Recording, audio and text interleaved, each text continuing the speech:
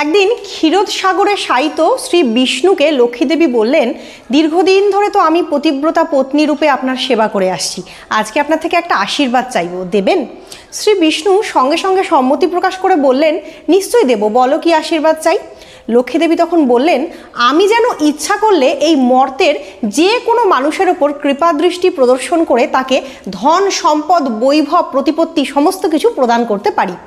শ্রী বিষ্ণু আশীর্বাদ করে বললেন, তথাস্তু, তবে এই বরদানের পেছনে কিন্তু একটা শর্ত থাকবে। লক্ষ্মীদেবী যখন জিজ্ঞেস করলেন শর্তটি কি, বিষ্ণু বললেন যে ব্যক্তিকে তুমি কৃপা করবে সে ধন সম্পদে পরিপূর্ণ হয়ে উঠবে ঠিকই, কিন্তু যদি কখনো আমি প্রয়োজন মনে করি বা সেই ব্যক্তি কোনো অধার্মিক কাজকর্ম করে, তাহলে আমি কিন্তু ইচ্ছা করলে তার থেকে সেই ধন সম্পদ কেড়ে নিতে পারবো। লক্ষ্মীদেবী বললেন, যথার্থই বলেছেন।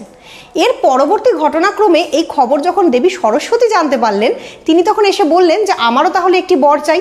তখন শ্রী বিষ্ণু মৃদু হাস্য করে বললেন, বলো দেবী, তোমার কি বর চাই? তখন দেবী সরস্বতী বললেন, আমি যেন ইচ্ছা করলে এই মর্তের যে কোনো জীবকে ভরপুর বিদ্যা বুদ্ধি প্রচুর জ্ঞান এগুলো দান করতে পারি, কিন্তু এই বরটা দেওয়ার আগে আমার একটা শর্ত আছে। শ্রী বিষ্ণু তখন হেসে বললেন, বলুন কি শর্ত? আমার শর্তটা হলো এই যে আমাকে আপনি যে বরটা দেবেন এই বরটা যেন সবসময় লক্ষ্মী দেবীর থেকে আরও উৎকৃষ্ট মানের হয়।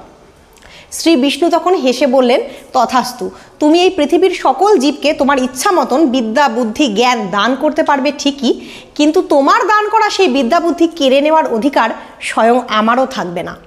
তাহলে এবার আপনারা কমেন্ট করে জানান যে ধন সম্পদ বড় না বিদ্যা বুদ্ধি।